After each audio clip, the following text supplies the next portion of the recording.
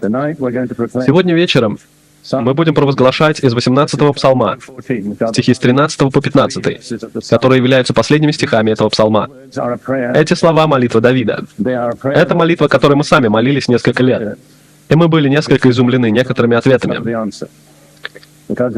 Она начинается: «Кто усмотрит погрешности свои? От тайных моих очисти меня». И я оглядываюсь назад и изумляюсь числу своих тайных погрешностей во мне, которые Бог вывел на свет с того момента, как мы начали так молиться. Итак, мы помолимся и затем пригласим вас присоединиться и молиться с нами словами последнего стиха. «Кто усмотрит погрешности свои? От тайных моих очисти меня, и от умышленных удержи раба твоего, чтобы не возобладали мною. Тогда я буду непорочен и чист от великого развращения. Да будут слова уст моих и помышления сердца моего благоугодны перед Тобою, Господи, твердыня моя и избавитель мой». Хорошо, теперь мы попросим вас присоединиться к нам в последнем стихе. Это молитва. Не молитесь ей, если вы не имеете это в виду, потому что Бог спросит с вас за ваши слова. Теперь мы будем произносить стих, фразу за фразой, а вы повторяйте за нами. «Да будут слова уст моих и помышления сердца моего благоугодны пред Тобою, Господи, твердыня моя и избавитель мой». Теперь мы дадим сказать вам это еще, на этот раз вместе с нами. «Да будут слова уст моих и помышления сердца моего благоугодны пред Тобою, Господи, твердыня моя и избавитель мой». Да благословит вас Господь. Теперь мы обратимся к теме сегодняшнего урока, который называется «Авторитет и сила Слова Божьего». На предыдущем собрании я указал вам на то, что существует два различных образа, которым применимо понятие Божье Слово. Оно применяется по отношению к Библии, и оно применяется к Иисусу Христу. Они оба называются Словом Божьим. И это приводит к тому факту, что существует полная идентичность между Иисусом и Библией. Библия есть Божье написанное Слово. Иисус есть Божье личное Слово. И если мы действительно хотим правильно относиться к Иисусу, тогда нам нужно правильно относиться к Библии. Мы не можем правильно относиться к Иисусу и неправильно относиться к Библии. Поэтому сегодня вечером я хочу разбирать тему, которая, что вполне очевидно, имеет огромную важность — авторитет и сила Слова Божьего. Начиная с вопроса авторитета, если вы остановитесь и рассмотрите его, вы осознаете, что слово «авторитет» прямо происходит от слова «автор». Другими словами, авторитет любого труда — это авторитет автора. Этот автор дает авторитет всему, что он производит. Поэтому нам нужно знать, кто является автором Библии, кто является автором Писания. И Библия ясно отвечает на этот вопрос. Во втором послании Тимофею, главе 3, стихе 16, там говорится: «Все Писание богодухновенно, полезно для научения, для обличения, для исправления, для наставления в праведности, да будет совершен Божий человек, ко всякому доброму делу приготовлен». Поэтому, если вы хотите быть совершенными и приготовлены ко всякому доброму делу, то источником всего этого является Писание. И Павел говорит, что все Писание богодухновенно. Греческое слово означает «вдохновлено Богом». И слово, означающее «дыхание и дух», — это одно слово. Поэтому это означает, что все Писание было вдохновлено Духом Божьим. Другими словами, авторитет, стоящий за всем Писанием, — это авторитет Духа Святого. Он в конечном счете является автором. Он использует многие различные каналы и многие различные инструменты, но за всеми ими стоит авторитет Духа Святого, который есть сам Бог. Поэтому, когда мы сталкиваемся с Писанием, мы сталкиваемся с авторитетом самого Бога. Также там говорится, все Писание богодухновенно, не часть его. Некоторые люди отделяют стихи, которые они считают вдохновенными, от тех, которые им кажутся не совсем авторитетными. Но это не согласовывается с Писанием, потому что Дух Святой сам сказал, все Писание богодухновенно, и все Писание полезно. Другими словами, нет таких книг в Библии, которые вы можете выбросить за борт и сказать, что они не важны. Книги вроде Ездры и Неемии очень важны. Песня песней очень важна. Книга пророка Наума очень важна. Не фокусируйтесь только на нескольких известных стихах Писания. И не думайте, что это единственные стихи, которые что-то значат, потому что это неправильно. И если вы хотите быть подготовленными, вы должны подготавливаться всем Писанием. И это займет у вас много лет. Но это прогрессирующий процесс. Вы можете двигаться от силы в силу, по мере того, как вы размышляете и изучаете, и применяете Слово Божье. И помните, что сказал Иисус, что строительство на нем, как на основании, это слушание и исполнение Слова Божьего. Не только слушание, но слушание и исполнение. Затем, что касается истолкования Писания, есть только один надежный истолкователь, и это автор.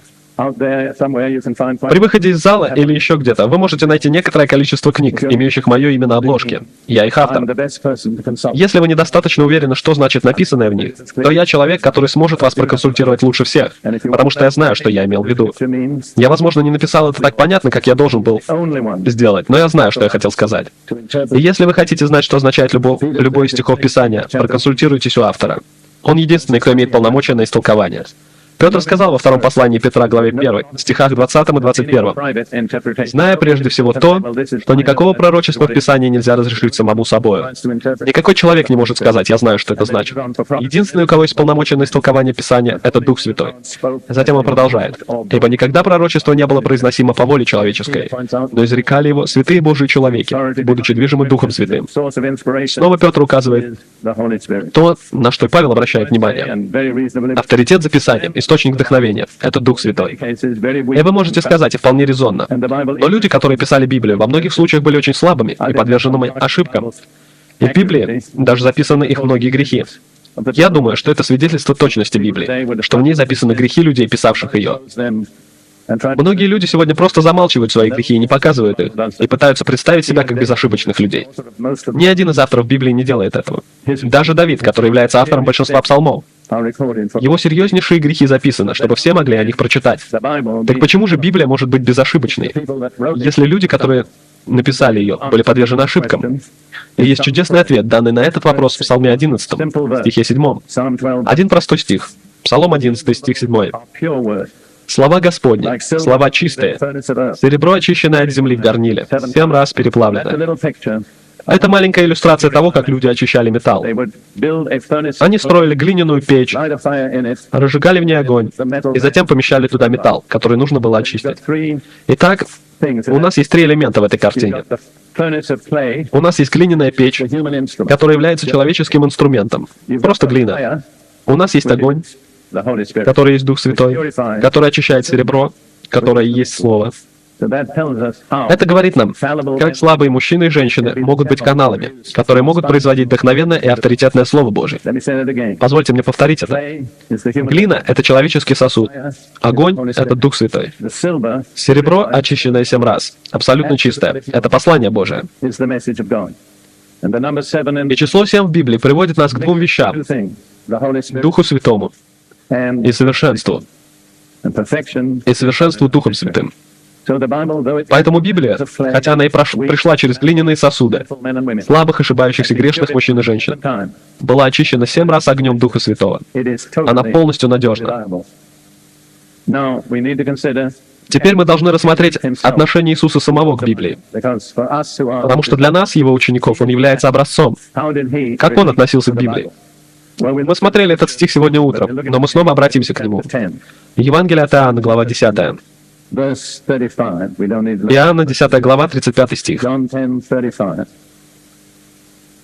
Иисус говорит в контексте разговора с еврейскими лидерами, в которые нам не нужно вдаваться. Если Он, то есть Бог, назвал богами тех, которым было Слово Божие, и не может нарушиться Писание. И я указал сегодня утром, но я повторю это снова. В этом стихе Иисус дает Библии 2 титула, которые его последователи наиболее часто неправильно употребляли с тех пор. Слово Божье и Писание. Когда говорится, что Библия есть Слово Божье, это означает, что оно пришло от Бога. Оно не пришло от людей, оно сошло с небес, от Бога. И когда говорится Писание, это означает что нечто было записано. Бог сказал многое, что не было написано. Но то, что было записано в Писании, в Библии, было записано для нашей особой пользы. Они содержат все, что нам нужно знать для нашего спасения. Итак, это было отношение Иисуса, суммированное в этой фразе, на которой мы смотрели сегодня утром. Но будет хорошо повторить ее еще раз. Не может нарушиться Писание. Ничто не может выразить авторитет Писания более полно, чем эта простая фраза «не может нарушиться». Я хотел бы пригласить вас сделать снова сегодня вечером то, что мы делали сегодня утром. Повторите эти слова вместе со мной. Не может нарушиться Писание. Еще раз. Не может нарушиться Писание. И теперь помните, что вы ответственны перед Богом за свои слова, потому что Он ожидает, что вы примете авторитет Писания в любой области вашей жизни. Теперь давайте взглянем на то, как Иисус сам использовал Писание. И в этом Он снова образец для нас. Мы обратимся к Евангелию от Матфея, главе 4. И мы посмотрим на то, что случилось, когда Иисус был в пустыне, подвергаясь искушению от дьявола. Матфея, глава 4. Но нам надо начать с конца 3 главы. В конце 3 главы записано, как Иисус был крещен Иоанном Крестителем в Иордане. И когда Он вышел из воды, Дух Святой, Дух Божий, сошел на Него в виде голубя и прибыл на Нем. Отметьте одну важную деталь, что Дух Святой прибыл на Нем. Дух Святой сходит на некоторых из нас в различное время, но Он не всегда остается на нас, потому что мы говорим и делаем вещи, из-за которых Он не может оставаться. Но Иисус никогда не говорил и не делал ничего, чтобы оскорбило Духа Святого или спугнуло этого голубя. И затем раздался голос с неба, голос Бога Отца. «Сей есть Сын мой возлюбленный, в котором мое благоволение». И вы могли подумать, и я мог, что после этого у Иисуса началась легкая жизнь. У Него было подтверждение от Отца, и от Духа, и от пророка Иоанна Крестителя. Но это не так. Первое, что с Ним случилось после этого, Он обнаружил себя в пустыне постящимся 40 дней и искушаемым сатаной. И, пожалуйста, не воображайте, что Божье благословение всегда будет делать жизнь легкой для вас. На самом деле, в определенном смысле оно делает жизнь более трудной, потому что сатана гораздо сильнее противостоит тем, кого Бог помазал. В Евангелии от Луки, мы не будем заглядывать туда, говорится, что Иисус был поведен Духом в пустыню, но по окончании 40 дней Он возвратился в силе Духа Святого. И это две разные вещи. Одно дело быть водимым Духом, совсем другое дело двигаться и действовать в силе Духа Святого. Иисус не действовал так, пока Он не победил в своем конфликте с сатаной. И в той или иной степени это применимо к каждому из нас. Нам придется победить искушение и противостояние с тем, чтобы двигаться в силе Духа Святого. Теперь, когда искуситель пришел к нему в Евангелии от Матфея 4 главе, сатана, первое, чем он попытался его искусить, было сомнение. И это почти всегда первоначальный удар сатаны. Он не будет отрицать Слово Божье сразу. Он поставит его под сомнение. Он заставит вас засомневаться в нем. Это срабатывало так часто в церковной истории, что ему не приходилось выдумывать другую тактику, потому что кажется, что эта тактика всегда работает. Но не позволяйте ей срабатывать с вами. Итак, вы заметили, что первое, что сатана сказал Иисусу в 4 главе Евангелия от Матфея 3 стихе, «И приступил к нему искуситель и сказал, «Если ты Сын Божий, скажи, чтобы камни сии сделались хлебами». Бог только что проговорил с небес и сказал, «Это Сын мой возлюбленный». Но сатана искушал его и усомниться в том, что он слышал от Бога. «Если ты Сын Божий, тогда сделай что-нибудь, чтобы доказать это. Сделай эти камни хлебами». Но Иисус ответил ему, написано, «Не хлебом одним будет жить человек». Интересно, что все три ответа, которые Иисус дал сатане, они все взяты из одной книги, Второзакония. И это интересно, что ни Иисус, ни дьявол никогда не сомневались в авторитете книги Второзакония. Поэтому зачем вам тратить ваше время на это? Итак, вот как Иисус поступал с искушениями. Это очень и очень важно. Он разбирался с искушениями, встречая их написанным Словом Божьим. Написано. Не думайте, что вы достаточно умные, чтобы спорить с дьяволом. Он гораздо умнее вас. И он занимается этим делом уже очень давно. Не пытайтесь убедить его своими аргументами. Противостаньте ему Писанием. Каждый раз, когда Иисус подвергался искушению, вот что он говорил. Написано, написано, написано. И когда бы Иисус не произносил это, сатана менял тему. Он знал, что ему нечем отвечать на Писание. Поэтому не пытайтесь попробовать победить сатану своей философией или своей теологией. Просто отвечайте ему написанным Словом Божьим.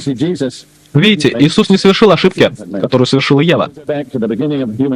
Если вы пойдете назад в начало человеческой истории, В книге Бытие, глава 3, первые 2 стиха, там сказано: «Змей, который был сатана в телесной форме, был хитрее всех зверей полевых, которых создал Господь Бог. И сказал змей жене: подлинно ли, сказал Бог, не ешьте ни от какого дерева в раю».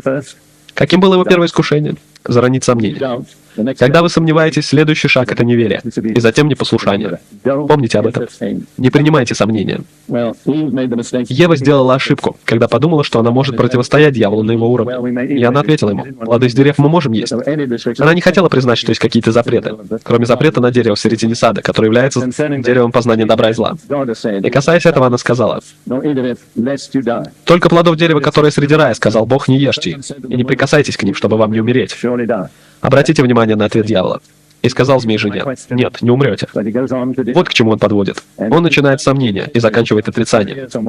И если бы вы изучили церковную историю за последние 100 с небольшим лет, вы бы обнаружили, что когда бы дьявол не уговорил богословов или проповедников, или кого бы то ни было подвергнуть сомнению Писанию, то позже он всегда приводил их к тому, что они фактически отвергали его.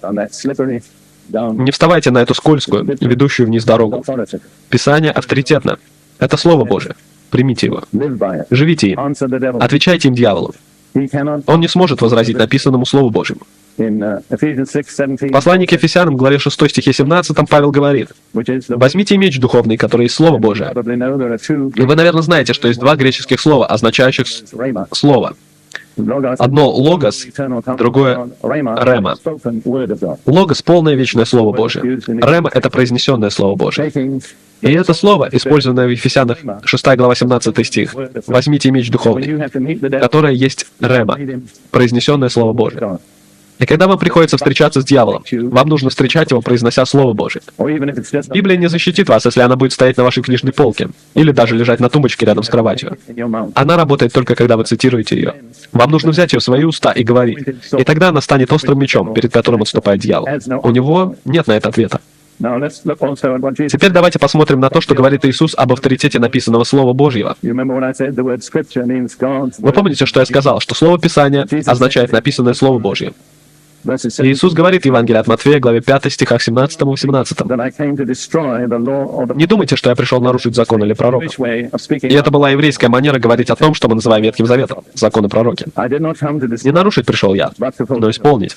Ибо истинно говорю вам, доколе не придет небо и земля, ни одна йота или ни одна черта не придет из закона, пока не исполнится все». Слова «йота» и «черта», «йота» в современном еврейском «юд» — это самая маленькая буква в еврейском алфавите. «Черта» — это просто маленькая завитушка, которую ставили над буквой при письме, для того, чтобы отличать ее от похожей буквы. Итак, это самые маленькие частицы в написанном тексте Писания. Иисус сказал, что ни одна из них никогда не придет. Это ясно показывает, что Иисус признавал абсолютный авторитет написанного Слова Божьего. Он не говорил о произнесенном Слове Божьем в этом случае, потому что слова «йота» и «черта» применяются только в отношении к написанному тексту. Поэтому Иисус абсолютно подтвердил полный авторитет написанного Слова Божьего. И затем, немного позднее, почти в конце своего служения, в Евангелии от Матфея, главе 22, он имел дело с саддукеями, которые были либералами тех дней. Люди, которые не принимали авторитет всего Писания. Фактически они принимали авторитет только первых 5 книг, Пятикнижия Моисеева. И они бросали вызов учению о воскресении мертвых. И они пришли к Иисусу с умным вопросом. И вот как Иисус ответил им. В Евангелии от Матфея, главе 22, стихах 31 и 32. «А о воскресении мертвых не читали ли вы реченного вам Богом? Я Бог Авраама, и Бог Исаака, и Бог Иакова. Бог не есть Бог мертвых, но живых». Заметьте, как Иисус применяет эти стихи. Эти слова были написаны Моисеем 14 столетий до этого случая. Фактически, это были слова, сказанные Господом прямо Моисею. Но Иисус не говорил о них как о чем-то сказанном Моисею 14 веков назад. И это очень сильно. Он сказал: «А о воскресении мертвых не читали ли вы реченного вам Богом?» Видите? Писание никогда не устаревает. Оно не является просто записью человеческой мудрости. Это Бог. И даже если это было написано 3000 лет назад, это по-прежнему Бог говорит вам сегодня. И это авторитет Писания, как Иисус понимал это. Теперь нам нужно рассмотреть также, как жизнь Иисуса исполнила Писание. Если вы пройдете по Новому Завету, вы обнаружите в 18 различных местах, что когда что-то случалось в жизни Иисуса, там имелись слова «Да исполнится Писание». Другими словами, Он не просто верил в Писание, Он не только провозглашал Писание, но Он подчинялся Писанию. Вся Его жизнь была исполнением Писания. Вы можете взять различные аспекты Его жизни, но мы возьмем только 4. Его рождение, Его человеческую жизнь, Его смерть и Его воскресение. Касательно всего этого, Писание говорит, что это произошло во исполнении Писания. И Иисус не мог никаким больше образом более сильно подтвердить Писание, чем этим. Теперь давайте обратимся к Новому Завету. Какой авторитет стоит за Новым Заветом? И вы будете удивлены, узнав, что тот же самый, что и за Ветхим Заветом. Давайте возьмем 2 отрывка, в которых Иисус говорит со своими учениками. Евангелие от Иоанна, главе 14, стихах 25 и 26. Иисус прощается со своими учениками. Он готовит их к факту, что Он собирается оставить их, и Он говорит: «Сие сказал я вам, находясь с вами». Утешитель же, Дух Святый, это один из титулов Духа Святого. Иногда здесь употребляется титул «помощник», которого пошлет Отец во имя Мое, научит вас всему и напомнит вам все, что я говорил вам. Итак, авторитет за всем, что было написано апостолами, это авторитет Духа Святого. Иисус сказал, что Он сделает 2 вещи. Всему, чему я вас не научил, Он научит. И все, что я сказал, но вы, возможно, забыли, Он напомнит вам. Итак, запись Евангелия не зависит от человеческой памяти. Она зависит от истины Духа Святого. И затем снова, в Иоанна главе 16, стихах с 12 по 14, описывается то же самое. Иисус говорит своим ученикам: «Еще много имею сказать вам, но вы теперь не можете вместить. Когда же придет Он, Дух истины, и позвольте мне обратить ваше внимание на то, что Иисус нарушает здесь грамматические правила, для того, чтобы выделить, что Дух Святой не что-то, а кто». Я не буду в это углубляться, потому что это слишком сложный вопрос. Но в соответствии с греческой грамматикой он должен был сказать что-то. Но он не сделал этого. Он сказал «кто». Другими словами, пожалуйста, поймите, Дух Святой — это не просто что-то, Он кто-то. Он личность. И вам нужно относиться к Нему как к личности.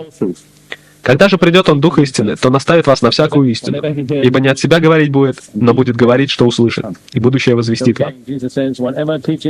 Итак, снова Иисус говорит, что какое бы учение вам не понадобилось, которого вы еще не получили, оно придет через Духа Святого. Затем Он говорит, Он не от себя говорить будет, но будет говорить, что услышит, и будущее возвестит вам. И затем следующий стих. «Он прославит Меня, потому что от Моего возьмет и возвестит вам». И затем позвольте мне указать на это, что это еще одна чрезвычайно важная черта Духа Святого. Он всегда прославляет Иисуса. И если вы когда-нибудь столкнетесь с духовными переживаниями, которые не прославляют Иисуса, но прославляют человека или что-то еще, вы можете быть уверены, что это не Дух Святой. Потому что высшее служение Духа Святого — это открывать и прославлять Иисуса. Есть один очень хороший способ испытывать Духа. Библия говорит, что мы должны испытывать Духа. И вы можете испытывать что-то, действительно ли это от Духа Святого. И один 100% тест. Он будет прославлять Иисуса. Если этого нет, это может все хорошо звучать. И звучать очень духовно. Может быть, все это сказано было громким голосом, но это не от Духа Святого. Потому что Он не будет прославлять никого, кроме Иисуса. И в момент, когда люди начинают присваивать всю славу себе, Дух Святой говорит: «Извините, но я должен уйти. Вы можете продолжать, но меня здесь не будет». И именно таким образом многие служения заблудились, и я этому свидетель. Моя память гораздо старше по возрасту памяти некоторых из вас. И я не могу сосчитать количество служений, которые закончили разрухой, потому что люди присвоили славу, которую Дух Святой дает только Иисусу. Я хочу сказать вам, что я очень осторожен в этом. Я постоянно испытываю себя, отдаю ли я славу Иисусу, или я пытаюсь убедить людей, что Дерек Принц является кем-то важным. Дерек Принц — грешник, спасенный благодатью Божией. Теперь давайте обратимся к очень интересной и важной теме — природе Божьего Слова. Это очень и очень интересно. Послание к Евреям, главе 4, стихе 12. У нас есть своего рода анализ природы Божьего Слова. Евреям, глава 4, стих 12. «Ибо Слово Божие живо и действенно, и острее всякого меча обоюдоострого». Заметили, что оно снова сравнивается с мечом? «Оно проникает до разделения души и духа, составов и мозгов, и судит помышления и намерения сердечные». Итак, Слово Божье не мертвое. Это не просто черные буквы на белой бумаге. Это не просто звуки, которые исходят изо рта проповедника. Оно живо, оно живет. И куда бы оно ни пришло, оно приносит жизнь. Слово Божье живо и действенно. Благодарение Богу, что оно действенно. Оно более действенно и могущественно, чем вся ложь, которой сатана запачкал мир. Слово Божье — это окончательный ответ. И затем сказано, оно проникает до разделения души и духа. Это очень интересно. Но я не должен уйти в сторону. Но Библия открывает, что человек является тройственным существом. Дух, душа и тело. Тройственное существо, сотворенное по образу тройственного Бога. Отца, Сына и Духа Святого. Но единственный способ, каким мы можем научиться отличать душу и дух, это Слово Божье. Это единственный инструмент, который достаточно остр, чтобы проникнуть и разделить душевное от духовного. Это очень важно, потому что если вы изучаете Новый Завет, у нас нет времени углубляться в это, но вы обнаружите, что душевное часто находится в оппозиции духовному. 1 Коринфянам, главе 2 Павел говорит, душевный человек не принимает того, что от Духа Божия, потому что он почитает это безумие и не может разуметь, потому что о сем надобно судить духовно. Поэтому важно, чтобы мы научились различать между тем, что духовное, и тем, что душевное. Но только Слово Божье может сделать это. Оно также может проникать до разделения составов и мозгов. Итак, Писание может проникать туда, куда не может проникнуть скальпель ни одного хирурга, и никакие вопросы никакого психиатра. Слово Божье — единственное средство, которое приводит нас прямо в самые глубины человеческой личности. И затем говорится, что оно судит помышления и намерения сердечные. Судить значит анализировать, видеть самую суть чего-то. И кто-то сказал много лет назад, когда я был молодым верующим, и это запечатлелось во мне. Помни, что когда ты читаешь свою Библию, она также читает тебя. Это взаимное действие. И это очень живо для меня, потому что я начал читать Библию просто как профессиональный философ, относясь к этому как к труду, написанному о Боге. Но по мере того, как я продолжал читать, и нашел ее очень унылой, только моя установка, что никакой книги никогда не одолеть меня, заставила меня продолжать читать. Я начал совсем по-другому себя чувствовать. В то время я думал, что у меня есть ответ на все, что философия может дать ответ на все. Но продолжая читать Библию, я все меньше и меньше становился уверенным в себе. Я не мог понять, что происходит со мной. Я думал, что я преждевременно старею, хотя мне не было еще и 25. Я не понимал, что когда я читал Библию, она читала меня. И в конце концов я чувствовал себя как Валтасар у себя на перу, когда появилась надпись на стене. Смутились мысли и стали дрожать колени. И мое самомнение, моя гордыня, мое высокомерие, моя интеллектуальная непоколебимость, все это начало увядать перед Писанием. И я не был верующим в то время, но оно по-прежнему исполняло свою работу. Поэтому помните всегда, что когда вы читаете свою Библию, ваша Библия также читает вас. Теперь на минуту обратимся к первому посланию к фессалоникийцам, за следующим аспектом того, что будет делать Библия. Первое послание фессалоникийцам, глава 2, стих 13. Павел пишет верующим в Фессалониках, которые чудесным образом ответили на проповедь Евангелия. И он говорит, «Посему и мы непрестанно благодарим Бога, что, приняв от нас слышанное Слово Божие, вы приняли не как Слово человеческое, но как Слово Божие, каково оно есть поистине, которое действует в вас, верующих». Вы понимаете, что то, что Библия будет делать в вас, зависит частью от того, как вы примете это. Если вы примете его как Слово человеческое, оно не сделает своей полной работы в вас. Но если вы примете его как Слово Божье, оно будет действовать эффективно в вас. И когда вы читаете свою Библию, время от времени уделяйте минуту, чтобы сказать, «Господь, я верю, что это Твое Слово. Я принимаю это как Твое Слово. Пусть оно совершит во мне все то, что Ты послал его сделать в каждой области моего существа, в духе, душе и теле, потому что я верю в него». И затем нам нужно посмотреть на замечательное утверждение, которое сделал Петр во втором послании Петра, в главе 1. Одно из самых замечательных утверждений, я думаю, во всей Библии. Стихи 3 и 4. Второго послания Петра, главы 1. И это в середине предложения. Апостолы писали довольно длинные предложения. Я думаю, что Павел писал самые длинные, но у Петра тоже есть довольно длинные. В английском нам обычно приходится их делить. Поэтому я не начну с самого начала предложения, а начну с середины. Как от божественной силы Его даровано нам все потребное для жизни и благочестия, через познание призвавшего нас славу и благость. Это чудесное утверждение. Здесь сказано, что Божьей всемогущей силой нам уже даровано все, что нам понадобится. И вы, может быть, ответите, «Боже, мне кажется, что у меня этого нет. Где это?» И следующий стих говорит вам об этом. «Которыми дарованы нам великие и драгоценные обетования, дабы вы через них соделались причастниками божеского естества, удалившись от господствующего в мире растления похотью. Итак, как Бог нам дал все, что нам нужно для жизни благочестия? Где это? В обетовании. И мне нравится это маленькое предложение, которое я сам придумал. Обеспечение в обетованиях. Давайте скажем вместе со мной. Обеспечение в обетовании. Поэтому, если вы хотите иметь все, что Бог обеспечил вам, вам нужно принять это через Его обетование. Потому что в них содержится все, что вам может понадобиться. Но это также приходит через познание Иисуса. Потому что Писание открывает Иисуса. И еще одно замечательное утверждение. Если бы оно не было написано в Библии, я никогда бы не посмел его произнести. Вы через них, обетования, соделались причастниками божеского естества, удалившись от господствующего в мире растления похотью. И нам надо быть очень осторожными, потому что существует одно учение, которое я не буду называть, но многие догадаются, о чем речь, которое очень модно сегодня, которое учит, что если вы достаточно долго делаете правильные вещи, то вы сможете стать Богом. Я уверен, что некоторые из вас сталкивались с этим учением. И на самом деле, позвольте мне сказать, оно называется New Age, то есть Новый век. Я когда-то использовал эту фразу «новый век». Я говорил «грядет новый век», и затем они украли ее у меня. И мне пришлось подыскать что-то еще. Поэтому я говорю теперь, Царство Божие будет установлено на земле. Иисус установит свое царство. И это им не нравится. Но в любом случае, новый век, много позаимствовавший из индуистской философии и тому подобного, учит, что если ты долго этим занимаешься, и по совпадению мормоны учат тому же, они не говорят об этом открыто сначала, но это там есть, что вы можете стать Богом. Я хочу сказать вам, что это абсолютно ошибочно. И я вам скажу основную причину. Бог является несотворенным. Мы сотворены.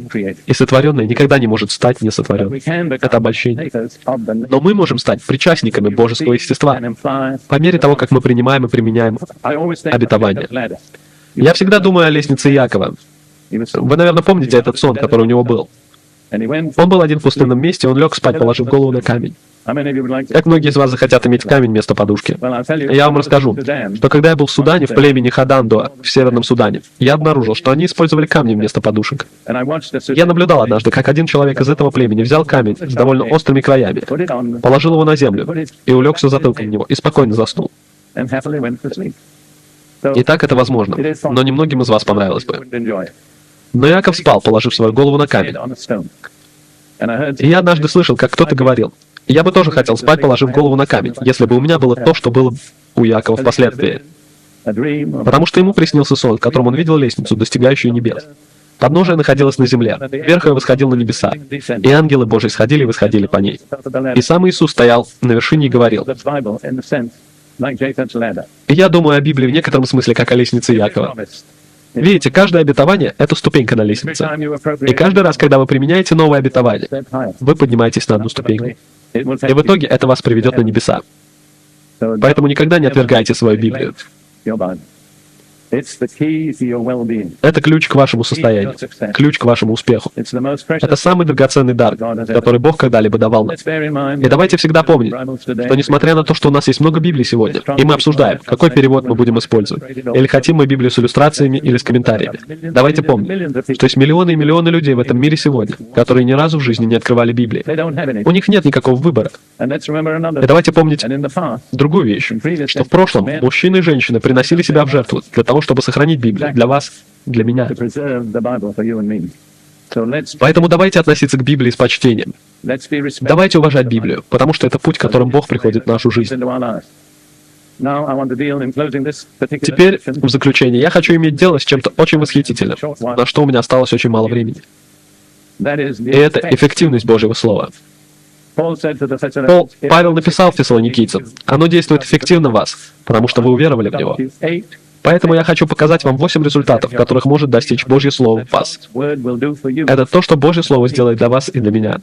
Прежде всего, мы обратимся к посланию к Римлянам, главе 10, стиху 17. Фактически, я могу процитировать его, даже не заглядывая в него. Римлянам, 10 глава, 17 стих.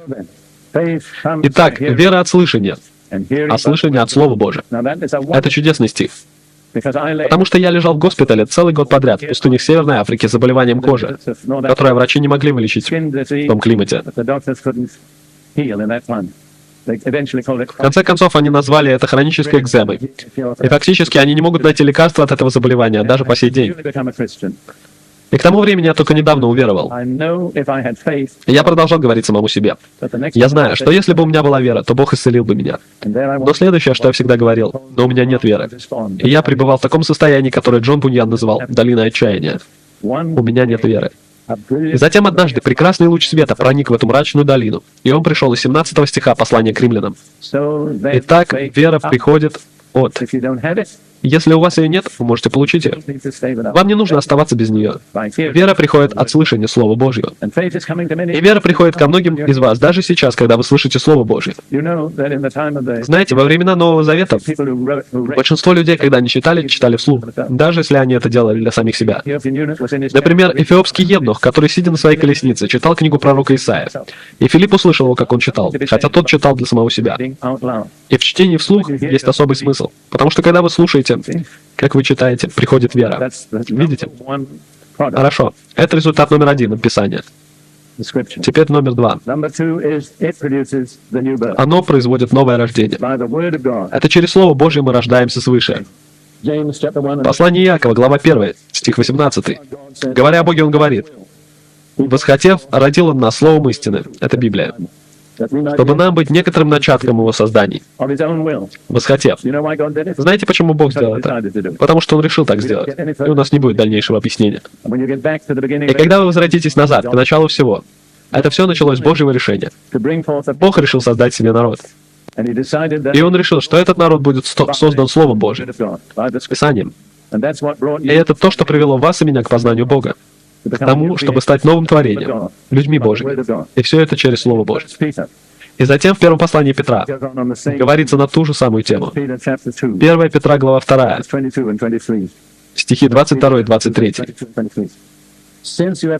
«Послушанием истине через Духа, очистив души ваши к нелицемерному братолюбию, постоянно любите друг друга от чистого сердца». Заметьте, как вы очищаете свои души послушанием истине. Не слушанием истины, но послушанием истине. И какой будет результат? Результатом будет искренняя любовь. И затем Петр продолжает. Как возрожденные, обратите внимание на слово «возрожденные», не от тленного семени, но от нетленного. Что такое нетленное семя? От Слова Божия, живого и пребывающего вовек. Итак, это семя — Слово Божие, принятое в сердце верой, которое производит рождение свыше. Семя это является нетленным, и жизнь, которую оно производит, тоже является нетленной. Природа семени определяет природу жизни, происходящую из него. Если вы посадите яблочное зернышко, у вас не вырастет апельсиновое дерево. Природа семени определяет природу жизни. Слово Божье является нетленным, и жизнь, которую оно производит, тоже является нетленным. Она божественна, свята и вечна.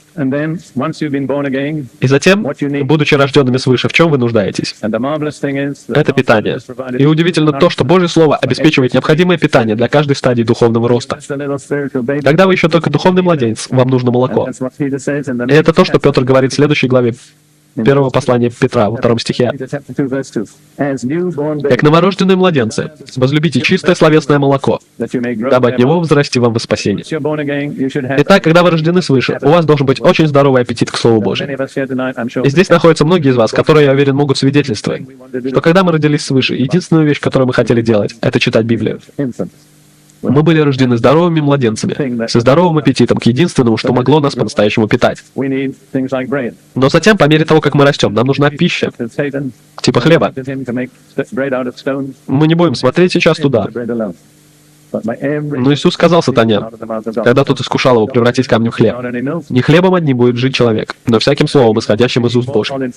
Итак, Слово Божье — это также и хлеб. Но когда мы растем дальше, нам требуется более основательная пища. И это тоже обеспечено.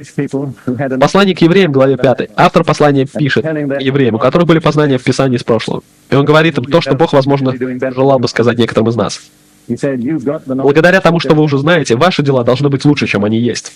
Он говорит: у вас есть знание Писания, но вы не используете его. Я просто прочитаю сейчас эти слова. Евреям, глава 5, стих 12. «Ибо, судя по времени, вам надлежало быть учителями, но вас снова нужно учить первым началом Слова Божия, и для вас нужно молоко, а не твердая пища». О чем это свидетельствует? Они не могли переварить что-то большее, нежели самые простейшие основные истины. Всякий, питающий молоком, не сведущ в слове правды, потому что он младенец. Твердая же пища свойственна совершенным, у которых чувства навыком приучены к развлечению добра и зла. Вы понимаете? Чтобы совершенствоваться, вам нужно упражнять свои чувства, вам нужно тренироваться, вам нужно применять Слово Божие, вам нужно использовать его для того, чтобы распознавать ситуации, в которых вы находитесь, и силы, с которыми вы имеете дело. Это путь к совершенству. Если вы никогда по-настоящему не применяете Слово Божье, если вы не живете Словом Божьим, вы никогда не станете совершенным. Вы никогда не будете способны принимать что-то большее, чем просто молоко. Ну, может быть, чуть-чуть хлеба. Но твердая пища только для тех, кто упражняется и практикуется, кто применяет Слово старательно и регулярно в своей жизни. Итак, третий результат Слова Божьего — это духовное питание. Четвертый результат — это просветление ума. Я хочу обратиться к 118-му псалму. Это знакомый стих для многих, я уверен. Псалом 118, стих 130. Автор псалма говорит Богу: «Откровение слов Твоих просвещает, вразумляет простых». Итак, вход Божьего Слова в наш разум и наше сердце дает свет. Это отличается от образования. Образование не является светом. Вы можете быть образованным и пребывать полностью во тьме. Откуда я это знаю? Потому что я был таким. Высокообразованным и в полной тьме. Пока свет Слова Божьего не просиял в моей жизни. Поэтому помните, образование не является светом. Много лет назад я имел дело со студентами-африканцами в Восточной Африке. Чья единственная амбиция была это получить образование. И я однажды написал маленькую брошюрку, которая называлась «Вы ищете образование, но находите ли вы вместе с этим мудрость?» И я указал, что образование и мудрость — это не одно и то же. В этой брошюрке я написал нечто, что шокировало некоторых людей. Большинство бед в мире вызвано образованными дураками. Теодор Рузвельт, бывший президент Соединенных Штатов, однажды сказал следующее: «Если человек вор, он может украсть железнодорожный вагон или купе. Но если вы дадите образование тому же самому человеку, он украдет целую железную дорогу». Поэтому помните, образование — это полезная штука, но это не является светом. На самом деле, как я уже сказал, некоторые наиболее из самых образованных людей находятся в глубочайшей тьме. Только откровение Слова Божьего дает свет. И затем Слово Божье обеспечивает физическое исцеление. Я говорю это на основании своего собственного опыта. Давайте обратимся на минуту к Псалму 106 и начнем читать со стиха 17 по 20. Безрассудные — это люди из другой церкви. Это никогда не вы и не я. Страдали за беззаконные пути свои, за неправды свои. Никогда с вами не случалось, что некоторые из нас страдали, потому что мы жили неправильно? Я слышал так много людей, которые приходили ко мне за исцелением. Они редко когда-либо предполагали, что источник их проблемы — это их неправильная жизнь. Но сказано: безрассудные страдали за беззаконные пути свои и за неправды свои. И от всякой пищи отвращалась душа их, и они приближались к вратам смерти. Они были близки к смерти, доктора уже не могли ничего сделать. Затем говорится: но воззвали к Господу в скорби своей. Мой комментарий на это: люди очень часто оставляют молитву на самый последний момент. Они уже перед самыми вратами смерти, и тут до них доходит, что, возможно, им поможет молитва.